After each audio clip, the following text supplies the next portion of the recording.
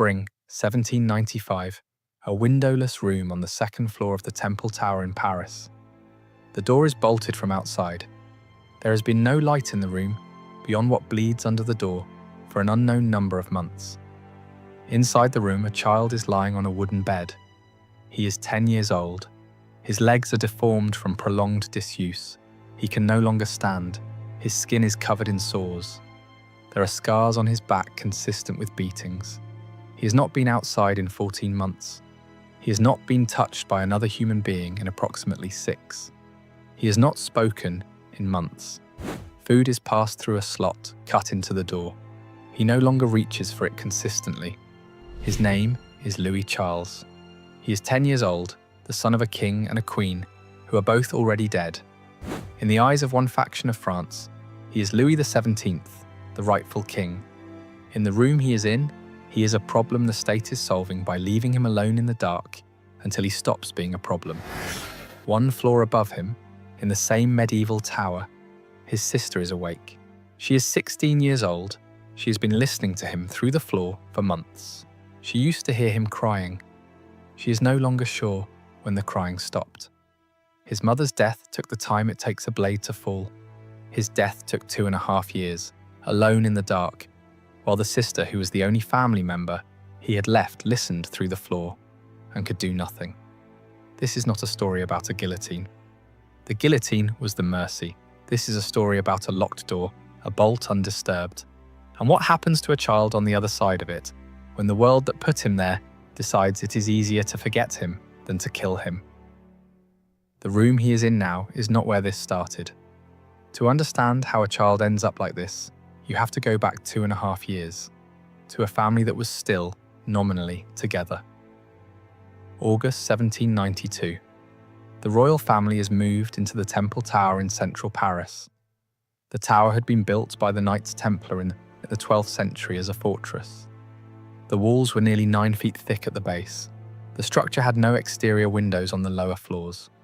The interior was a series of stacked apartments, connected by a single internal staircase, guarded at every landing. The royal family was placed on the 2nd and 3rd floors. There was no heating. The guards lived in the corridor. There was no privacy.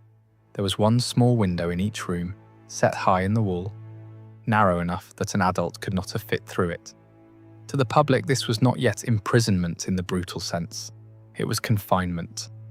The family that entered the tower consisted of 4 people: Louis XVI, Marie Antoinette, and their 2 surviving children, Marie-Thérèse and Louis Charles. But the boy who entered the tower had already lost the most important person in his life. Madame Agathe de Rambaud had been his nurse from birth. She had raised him for 7 years. She was the closest thing he had to a constant mother. The day the family was imprisoned, she was sent away. He never saw her again. Inside the tower, Marie-Thérèse kept a small daily journal. At this point, it reads as a child's habit. A girl recording what she ate, what games she played, what the weather was like through the narrow windows. Nothing more than that. Not yet. January 1793. Louis XVI is guillotined. Inside the tower, the family is told the king is dead by officials, who refuse to say his name. They say only the tyrant. Louis Charles, now technically a king with no throne, does not understand what has changed. He asks when his father is coming back. This is the story everyone already knows. The part everyone knows is about to become the smallest part of what happened. 5 months after the king's death, the Committee of Public Safety made a decision that had nothing to do with the guillotine. A child who is technically a king is a problem with 2 contradictory solutions. Keep him alive as leverage against Austria. Erase him as a political symbol. The contradiction was never resolved. It was acted on. Rumours moved through Paris that the boy would be taken from his mother. Marie Antoinette did not let her son out of arm's reach. Guards reported it in their nightly logs. What was being assembled was a coordinated re-education plan, though the documents never explained what re-education would mean in practice. On the night of July 3rd, 1793, the decree stopped being paper. 6 guards arrived with the written order. Marie Antoinette read it. She placed herself between her son and the door. She refused to move. The guards explained the order was non-negotiable. She did not respond. For nearly an hour, the standoff continued. They had been instructed not to harm the Queen, but they had also been instructed to leave the room with the boy. When the hour ended, the senior guard told her that if she did not release her son, the boy would be killed in front of her. The threat was not bluff. She released him. She asked to dress him in his nightclothes before he was taken. The request was granted. She dressed her 8-year-old son slowly, carefully. She did not cry where the guards could see her. After they took him, she went to the small window in the upper apartment. She watched her son being walked across the inner courtyard of the tower to the apartment below. He looked up at the window. He saw her. She raised her hand. He raised his. That was the last time they ever saw each other. Marie-Antoinette would die 3 months later, having never seen her son again. Antoine Simon, a cobbler by trade appointed by the Committee of Public Safety, received the boy as his tutor. Simon and his wife Marie-Jeanne moved into the apartment with him. The methods are documented in contemporary accounts. They forced the 8-year-old to drink alcohol until he vomited. They woke him at intervals through the night. They struck him when he refused to repeat phrases. They taught him obscene revolutionary songs that he was made to perform for visiting officials. They dressed him in a red Republican cap and walked him through public ceremonies. They had him write, in his own handwriting, a statement denouncing his mother. He was 8. He did what he was told. Within weeks, the change was visible to anyone who saw him. The boy who had asked when his father was coming back now recited accusations against his father's memory in a voice that sounded coached because it was. The child who had been raised to address his mother formally as maman now used the language of revolutionary insult. Witnesses described the transformation as complete. The boy looked the same. The voice was no longer his. His mother was still alive. She was 1 floor away. She could not see him. She could not stop it. The blade that would eventually fall on her would take less than a second to do its work. What was happening to her son in the room below her, while she lived and breathed and could hear nothing through stone walls, would take years. And this was only the beginning of what Simon would teach him to say. If you have watched this far, you already understand what this channel does. The official record says, the guillotine ended this story. This channel exists because the official record stops where the real damage starts. If the history that gets buried is the history that matters to you, subscribe. The rest of what happened to Louis Charles has never been the version they told you. Simon was not improvising. He was executing a plan that needed the boy's own voice as a weapon, and the target of that weapon was about to walk into a courtroom. October 14th and 15th, 1793. The Revolutionary Tribunal convened. Marie-Antoinette stood trial. The charges were political. Conspiracy with foreign powers, transferring French funds to Austria. The tribunal moved through these efficiently. The verdict was not in doubt before the trial began. Then Jacques-René Hébert introduced the final charge. The committee accused Marie-Antoinette of committing incest with her son. The evidence was the boy's signed statement, the exact phrases Simon had spent months coaching Louis Charles to repeat. The boy's own voice was now the instrument used to condemn his mother in the one room where those words carried the force of law. Marie-Antoinette did not respond immediately. Then she turned not to the judges, but to the women in the public gallery. She said that nature itself refuses to answer such a charge made against a mother. Several women in the gallery wept openly. Robespierre, when he heard about the moment afterward, reportedly criticised Hébert for introducing the incest charge at all. He said that Hébert had made the Queen sympathetic at the precise moment the tribunal was trying to destroy her. Marie-Antoinette had not been in the Temple Tower for the final 2 months of her life. On August 2nd, 1793, she was moved to the Conciergerie prison at 3 a.m. She was placed in a damp ground floor cell that flooded when the Seine rose. The prison record listed her as prisoner 280. 2 guards were stationed inside her cell at all times. She had no privacy for 76 days. On the morning of her execution, she wrote a final letter to her sister-in-law, Madame Elizabeth. The letter was intercepted by Robespierre. It was not delivered. Her daughter Marie-Thérèse was 14 when her mother died, and 37 when she finally held her mother's last words in her own hands. October 16, 1793, Marie Antoinette was executed. The scene is delivered quickly in the historical record, almost clinical. A cart ride, a platform, a blade. The crowd watched, the blade fell. It took seconds. Her part in this story was over. Her son was still in the tower. With his mother gone, there was no one left to report what happened to Louis Charles next. January 1794. The Simons left the temple. The committee had extracted everything it needed from the boy's coached testimony. He was needed alive, as leverage against Austria, but he could not be visible. A living heir to the French throne was an invitation for the very legitimacy the revolution was built to destroy. Keep him alive, make him disappear. What followed was not immediate isolation, it was a gradual abandonment. After the Simons left, the Dauphin was watched by a rotating series of 4 guards from the Paris Commune on shifts. They were instructed not to speak to him.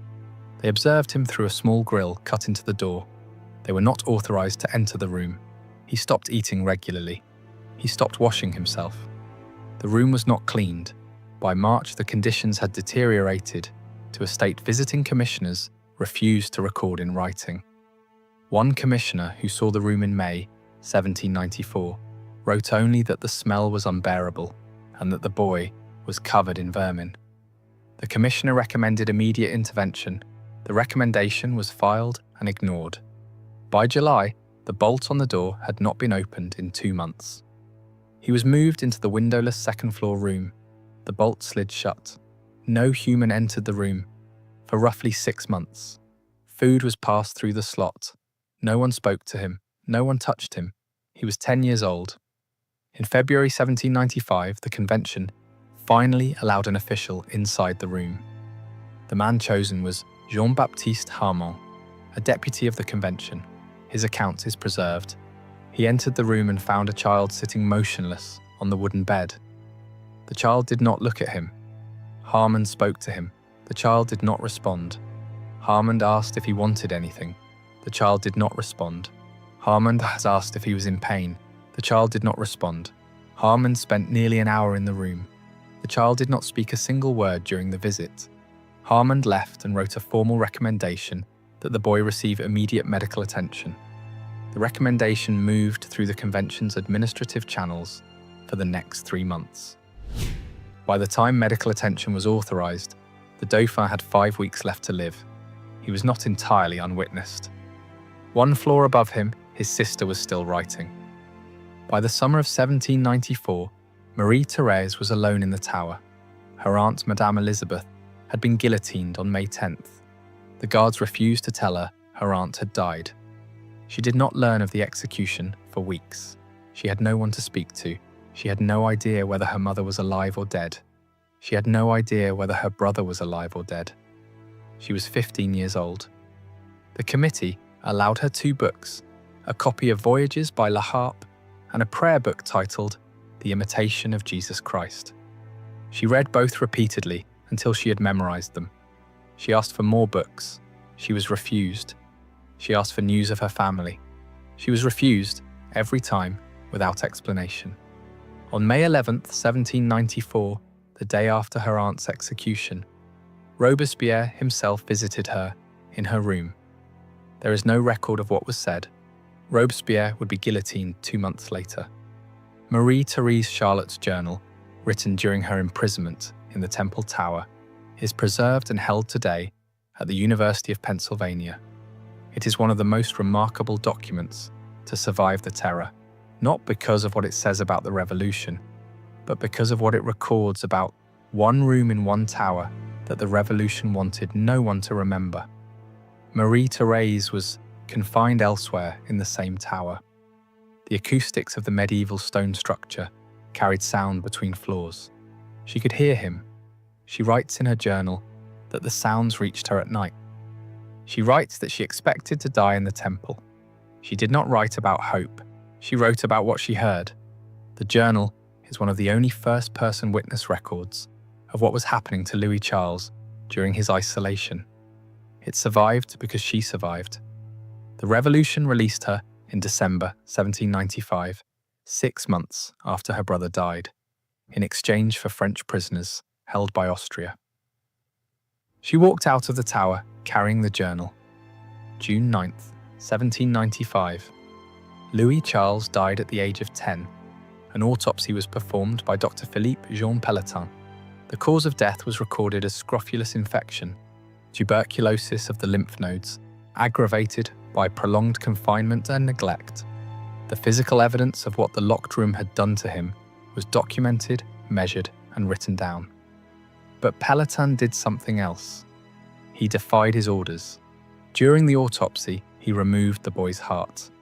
He smuggled it out of the room in a handkerchief, preserved in distilled alcohol.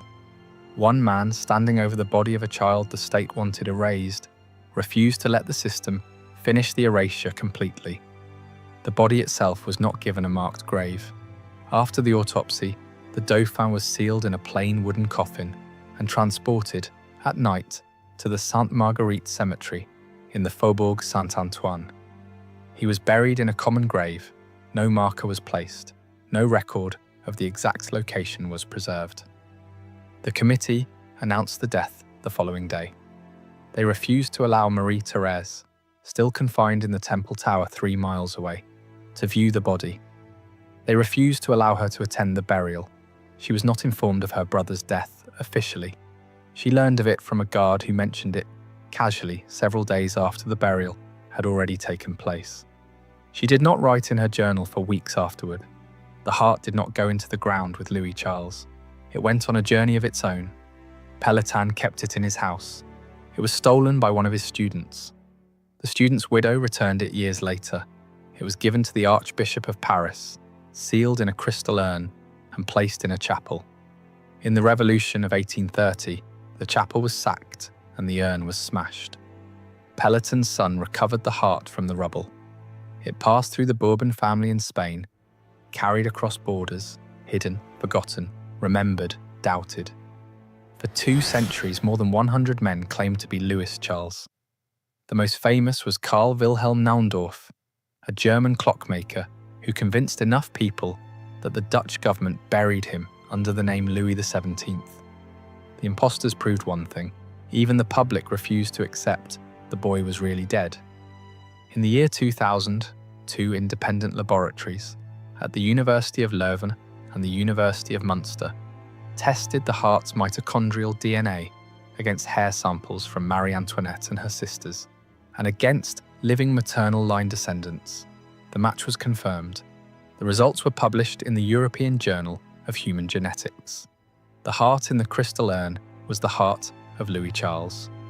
The committee's contradiction, alive as leverage, dead as symbol, had ultimately produced neither outcome they wanted. Only a boy nobody outside one journal really witnessed dying, identified 2 centuries later by his own cells.